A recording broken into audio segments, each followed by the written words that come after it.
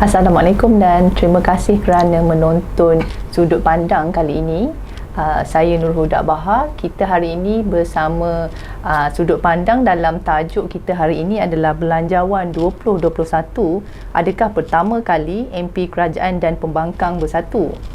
Sedikit mengenai Belanjawan 2021 akan dibentangkan pada Jumaat ini di Dewan Rakyat. Ia akan menyediakan pelbagai peruntukan kepada agensi kerajaan, bantuan kepada rakyat dan insentif kepada sektor korporat, industri serta perniagaan bagi menghadapi COVID-19. Menjelang pembentangan Belanjawan 2021, banyak cadangan yang kita tahulah diusulkan, antaranya melanjutkan moratorium dan pengeluaran akaun 1 KWSP.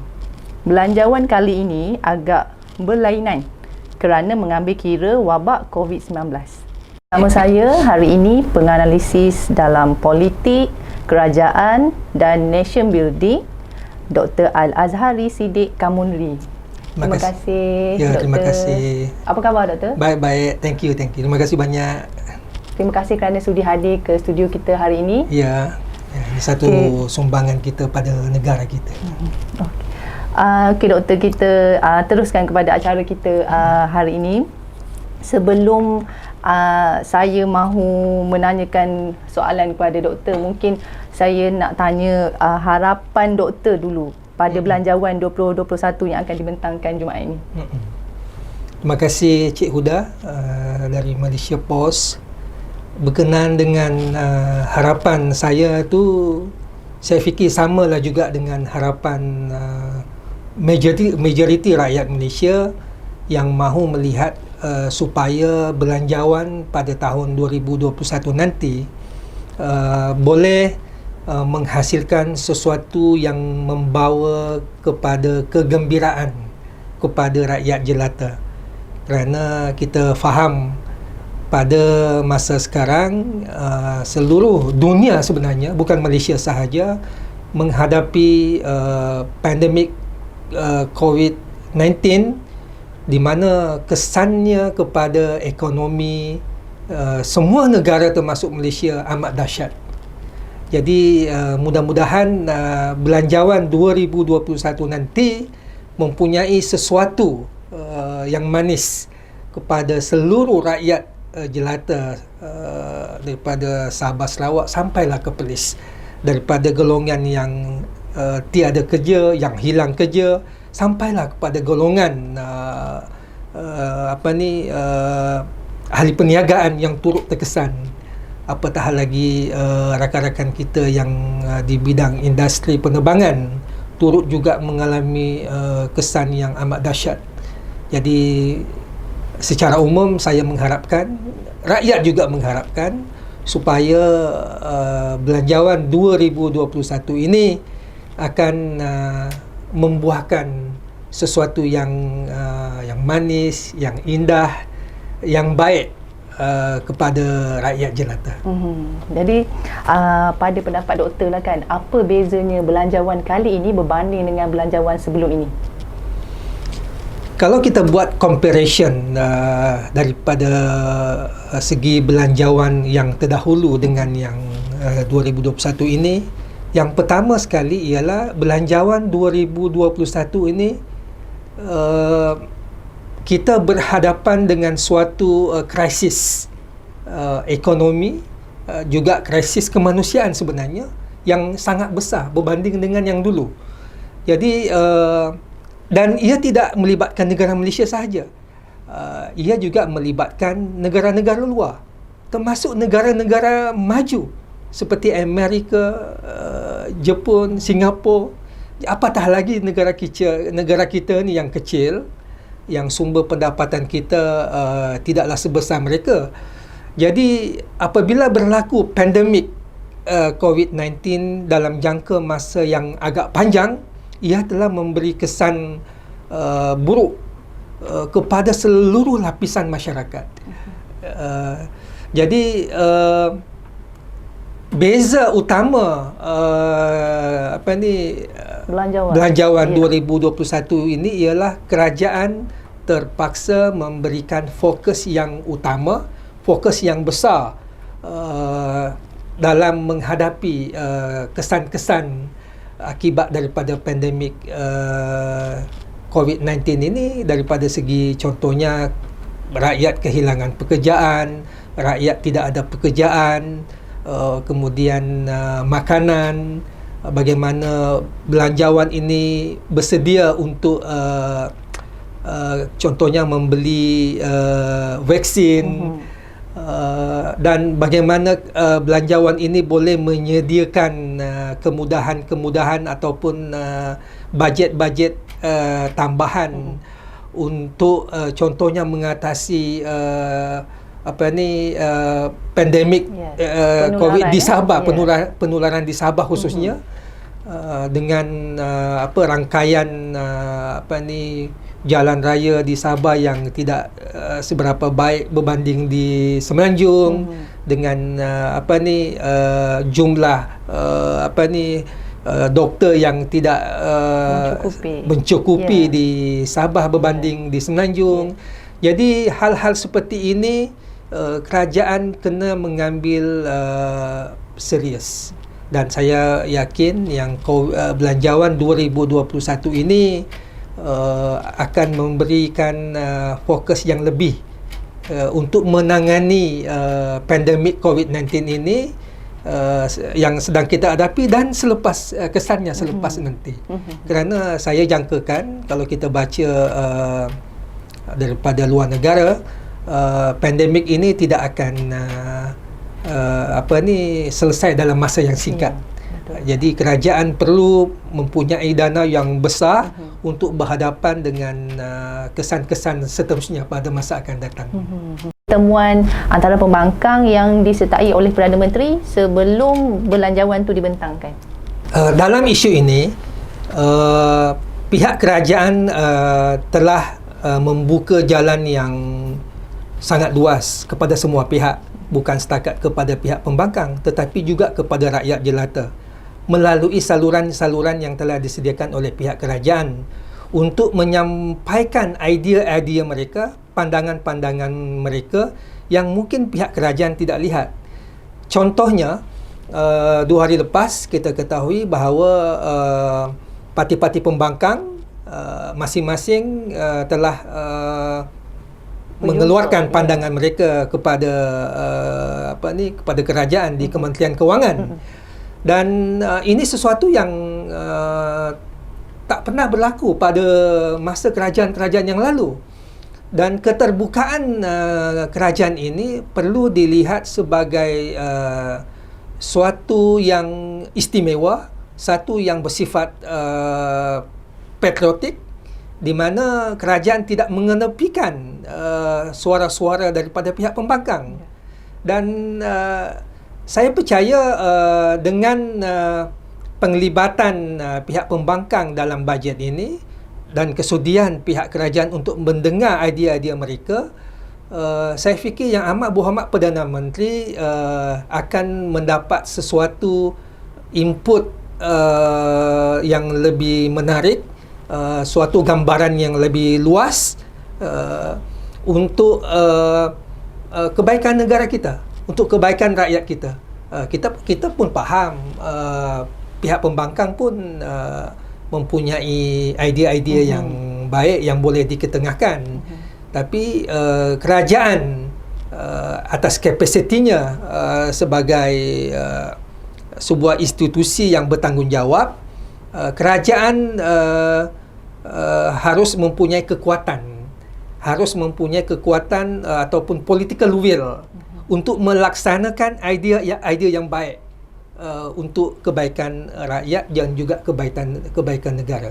Kerana seperti yang saya katakan tadi, pandemik ini tidak mungkin akan habis dalam tempoh yang dekat. Mungkin ia berpanjangan. Jadi kesannya pun akan panjang.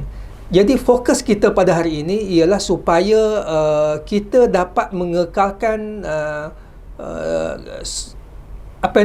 suasana ekonomi kita itu jangan sampai jatuh. Bila ekonomi kita jatuh, tidak ada perniagaan, tidak ada penawaran, tidak ada permintaan, rakyat tak ada pekerjaan, banyak kedai tutup, rakyat tidak ada kekuatan untuk membeli, maka ia akan memberi kesan yang lebih buruk kepada ekonomi negara kita. So itu kita nak halang. Yang paling penting bajet ini dapat mengekalkan, kalau tidak boleh menaikkan, mengekalkan ekonomi negara kita. Ya, sebab kita sekarang berada dalam suasana yang sangat kritikal. Ya, bukan kita sajalah, semua negara. Ya. Jadi seperti kita tahu Datuk, Doktor maaf, DAP mencadangkan konsep kerajaan minoriti serta perjanjian keyakinan dan pembekalan Confidence and Supply Agreement, supaya kerajaan berunding dengan pembangkang, tetapi nampaknya tiada maklum balas dari kerajaan. Barisan Nasional pula menolak. Bagaimana Doktor melihat cadangan ini? Perjanjian keyakinan itu yang saya faham yang dimasukkan oleh pihak DAP itu ia suatu yang bukan sesuatu yang perlu, bukan sesuatu yang wajib, kerana sebelum ini pun semasa mereka menjadi kerajaan, semasa PH memerintah, benda ini pun tak berlaku. Dan sebelum ini pun dalam tempoh kita 60 tahun kita bentang belanjawan, benda ini tidak berlaku. Tetapi kerajaan boleh menerima cadangan-cadangan mereka, boleh mengambil idea-idea baru mereka untuk dijadikan satu perkara yang boleh memperbaiki belanjawan ini. Tetapi kalau nak buat satu ikatan perjanjian untuk memaksa kerajaan supaya menerima bulat-bulat atau menerima sebahagian cadangan mereka, itu satu perkara yang bukan institusi, unconstitutional. Dia tak pernah berlaku. Tidak pernah berlaku. Tetapi boleh diterima. Kerajaan boleh menerima mereka punya pandangan. Tapi untuk mengikat kerajaan, ia tidak seharusnya berlaku. Ya. Jadi pada pandangan Doktor lah, apakah yang perlu diberi keutamaan pada belanjawan 2021 kali ini? Oleh kerana kita berada dalam suasana krisis dan pandemik kesihatan ini, COVID-19, keutamaan kerajaan yang pertama sekali ialah memastikan dana yang disediakan di dalam bajet 2021 ini mencukupi, bukan setakat untuk contohnya menguruskan isu-isu COVID ini, tetapi dana itu perlu diberikan juga kepada sektor-sektor yang lain, contohnya pembangunan. Saya ambil satu contoh di Sabah.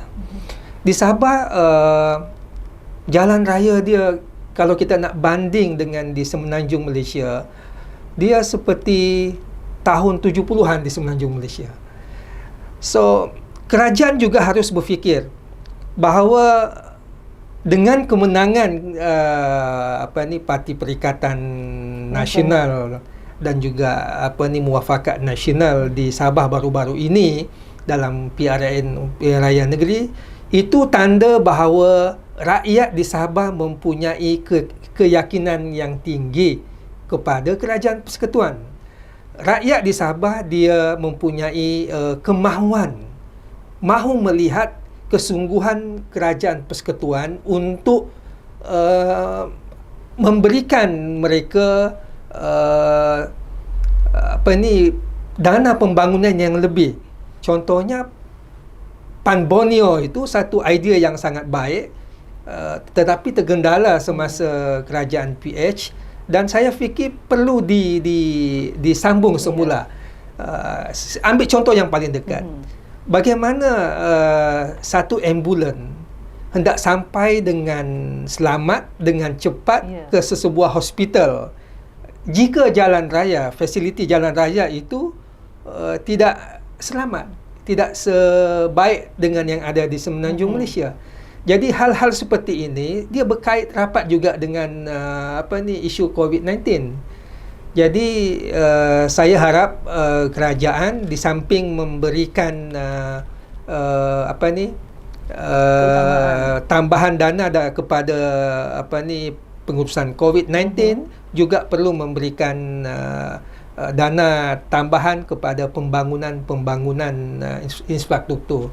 Tetapi kita juga mengharapkan supaya GLC yang lain ataupun syarikat-syarikat yang besar yang telah lama menikmati hasil yang banyak di negara kita, supaya mereka turut membantu kerajaan supaya ekonomi kita, dana yang diperlukan ini kerajaan boleh sediakan. Saya percaya dana bajet kali ini akan lebih besar berbanding bajet yang sebelum ini. Sebab kita menghadapi isu global dan isu dalam negara kita yang perlu ditangani dengan cepat. Kita tak boleh terlalu lambat. Kalau lambat, maknanya kesan negatif ekonomi itu pun akan berpanjangan. Maksudnya semakin ramai orang akan kehilangan kerja, semakin ramai orang tak ada keperluan harian mereka tu semakin panjang, semakin banyak diperlukan. Jadi kita perlu cari satu formula yang cepat. Kita nak atasi isu-isu ini dengan cepat. Dan saya yakin belanjawan 2021 nanti ini akan menyediakan dana yang lebih besar daripada belanjawan yang terdahulu. Jadi seperti yang kita maklum, kebelakangan inilah kita nampak banyak cadangan mengenai pengeluaran akaun 1 KWSP. Jadi apa pendirian doktor tentang itu? Isu pengeluaran wang KWSP ini memang menarik. Tetapi kita perlu lebih detail. Maksudnya tidak semua rakyat Malaysia tu mempunyai jumlah wang yang sama di dalam akaun satu itu. Ada yang banyak, ada yang kurang. Ada yang 10,000 ke bawah tu lebih banyak daripada yang 10,000 ke atas. Contoh dia begitu. Jadi kerajaan boleh membenarkan rakyat mengeluarkan wang KWSP ini, tetapi kena bagi syarat. Contohnya adakah pemohon itu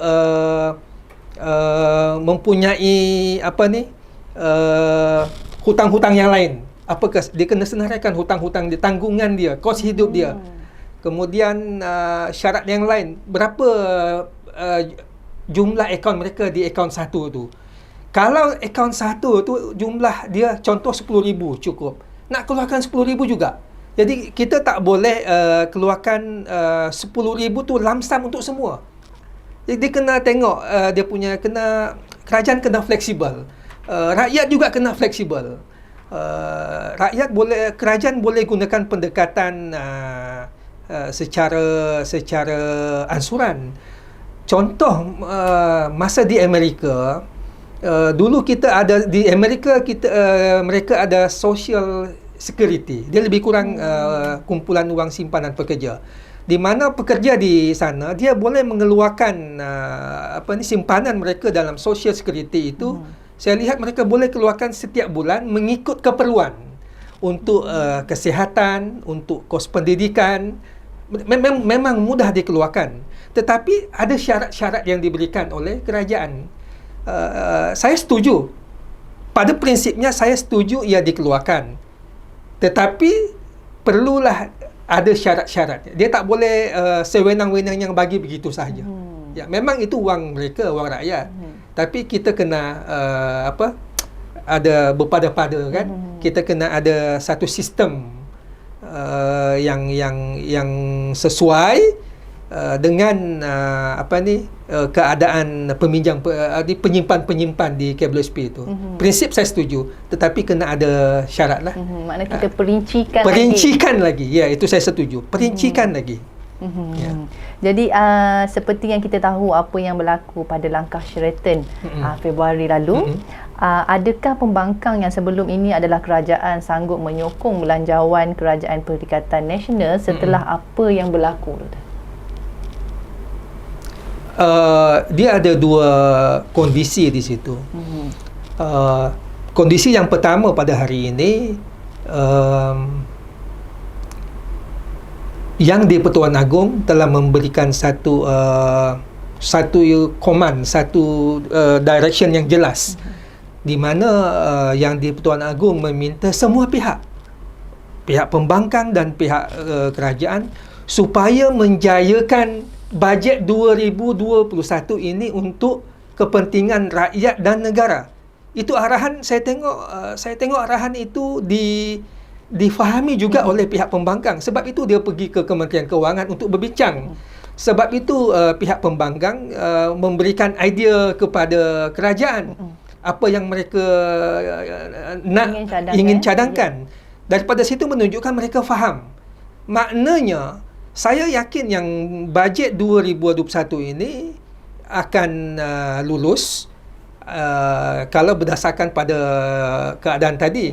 Kalau mereka mempunyai semangat patriotik yang tinggi kepada negara, kalau mereka mempunyai semangat nasionalisme kepada negara yang kuat, yang mendalam, mereka tidak akan menyusahkan rakyat. Mana-mana pemimpin, mana-mana wakil rakyat yang menyusahkan rakyat, tidak membantu rakyat, maka kalau dalam akademik kita kata dia mempunyai level patriotik yang tinggi kepada negara, kepada rakyat, kerana dia menyusahkan rakyat dia. Jadi kalau kita menolak bajet 2021 ini kerana kepentingan politik kita, kerana kita benci kepada kerajaan, kerana kita tak suka pada kerajaan, tetapi kita mengakibatkan rakyat derita, maka ia satu tanda, satu level menunjukkan level yang rendah lah. Patriotism dia rendah lah. Tapi saya yakin jika mereka patuh kepada permintaan yang di-Pertuan Agong, saya yakin mereka akan menyokonglah belanjawan 2021 ini. Saya fikir kita tidak ada pilihan. Semua rakyat tidak ada pilihan. Baik pembangkang, baik dalam kerajaan, baik yang private sector ataupun dalam government, semua orang mahu melihat belanjawan 2021 ini berjaya, sukses. Tidak ada pilihan. Kalau kita menolak, akibatnya ialah boleh jadi rosak negara kita. Ya, itu yang kita cuba elakkan. Saya ingin mencadangkan dan mengharapkan kepada semua ahli parlimen, baik daripada pembangkang, baik daripada pihak kerajaan, baik yang daripada Sabah, ataupun dari mana-mana fraksi EGA, fraksi BIGA, kita semua hendaklah bersatu padu kembali kepada asas kenegaraan kita. Yang kita nak bentuk ini ialah kemenjadian negara kita ni, kemenjadian rakyat kita ni, yang sekarang ni terkapai-kapai oleh suatu pandemik yang tidak disangka-sangka. Di negara luar sudah banyak negara yang mengalami kepayahan. Ya, banyak company di negara luar pun yang tutup, yang pekerja mereka pun dah kehilangan kerja. Maka kita tak mahu ini berterusan melanda negara kita. Jadi saya merayu juga kepada ahli-ahli parlimen ini supaya lupakanlah politiking sementara waktu ini. Sementara kita berhadapan dengan suatu mara bahaya COVID ini, marilah kita bersatu untuk negara dan rakyat kita. Selepas isu COVID ini berjaya diatasi, mungkin selepas itu kalau nak buat pilihan raya PRU 15, buatlah. Pada masa itu laksanakanlah hak kita sebagai rakyat Malaysia yang demokratik. Pilihlah siapa yang kita nak. Kalau nak bubar pada masa itu, bubarlah. Bukan sekarang. Kalau nak berpolitik masa itu, berpolitiklah masa itu. Sekarang fokus kepada memerangi COVID-19 ini demi keselamatan negara kita dan kesejahteraan rakyat kita. Itu saya merayu pada semua ahli parlimen lah. Jadi mungkin akhir sekali lah, Doktor. Selepas kecoh Perdana Menteri akan melantik timbalan Perdana Menteri, nampaknya sekarang dah senyap. Ya. Doktor rasa adakah Perdana Menteri sudahnya tidak akan melantik timbalan beliau? Timbalan Perdana Menteri ini suatu jawatan yang hak istimewa melantiknya ialah Perdana Menteri saja. Ya. Mencadangkan orang yang boleh membantu Perdana Menteri dalam pentadbiran kerajaan dan negara ini, kalau Perdana Menteri itu yakin kepada sesiapa, maka Perdana Menteri boleh melantik timbalan Perdana Menteri. Tetapi ia bukanlah suatu jawatan yang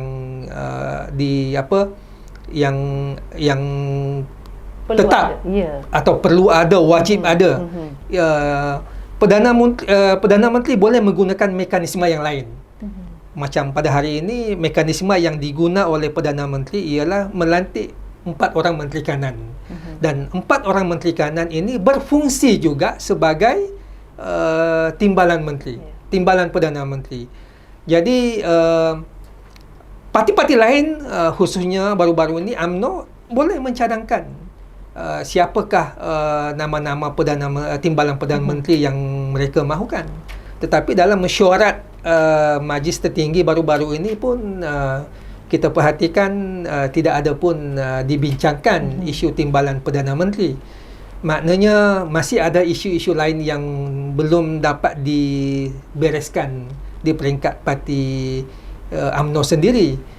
Jadi ini memberi satu ruang yang lebih luas kepada Tan Sri Muhyiddin Yassin untuk memberi fokus kembali kepada belanjawan 2021 dan juga memerangi COVID-19 ini. Saya fikir isu timbalan Perdana Menteri ini telah berhenti, ya, tidak lagi menjadi suatu isu yang besar selepas Presiden UMNO mengedahkan dia punya rilis kenyataan akhbar dia. Jadi kata-kata terakhir dan konklusi penutup Doktor untuk tajuk kita hari ini, Doktor. Sebagai kesimpulannya, belanjawan 2021 ini sangat-sangat penting kepada rakyat dan negara. Pertama, wakil rakyat di pihak kerajaan dan di pihak pembangkang tidak ada pilihan selain daripada menyokong belanjawan 2021 ini. Kalau tak menyokong, malapetaka akan berlaku kepada negara kita. So, tak ada pilihan. Yang kedua, semua pihak perlu menunjukkan level patriotik yang tinggi kepada negara. Apa makna patriotik? Maknanya ialah sayang kepada satu negara dengan sayang yang sangat mendalam. Kalau dia, contoh, saya ambil contoh yang paling dekat. Kalau dia tidak menyokong belanjawan 2021 ini, sedangkan belanjawan 2021 ini telah diminta oleh Yang di-Pertuan Agong supaya dipermudahkan, supaya disokong, dibantu, tapi ada orang yang menyukarkannya, maka level patriotik dia itu rendahlah. Sebagai seorang pemimpin, sebagai seorang wakil rakyat, perlu tunjukkan contoh yang baik, yang lebih tinggi kepada rakyat jelata. Kita jangan jadikan belanjawan 2021 ini untuk kepentingan politik partai kita, parti kita. Kerana ini bukan masa yang sesuai untuk berpolitik. Ini adalah masa yang diperlukan untuk togetherness, sama-sama membangunkan negara kita yang sedang berhadapan dengan krisis Siapa lagi yang nak bantu kita? Kita nak minta bantu negara luar. Negara luar pun menghadapi masalah yang sama. Jadi kita kena gunakan kekuatan dalaman kita. Rakyat kita, pemimpin kita, kita ada agung, kita ada kerajaan, kita ada agensi-agensi kerajaan, kita ada GLC, kita ada private. Semua ini kena bekerjasama kerana tidak ada pilihan. Konklusif saya itu sahaja. Kita tidak ada pilihan melainkan kita mengorbankan diri kita, meletakkan kepentingan negara ini di depan. Itu yang saya boleh dapat simpulkan. Ya. Jadi terima kasih Doktor atas penerangan dan penjelasan yang lengkap mengenai tajuk kita kali ini. Tajuk kita kali ini sekali lagi, Belanjawan 2021, adakah pertama kali MP Kerajaan dan Pembangkang bersatu? Jadi apa yang dapat kita simpulkan hari ini ialah semua pihak berharap pembentangan Belanjawan 2021 memberi sinar harapan untuk peluang pemulihan ekonomi. Bantuan dan rangsangan ekonomi mestilah menjadi agenda utama selain usaha menentukan keselamatan negara memerangi COVID-19. Sekian, teruskan mengikuti Sudut Pandang di saluran Malaysia Post. Saya Nurul Huda Bahar. Assalamualaikum.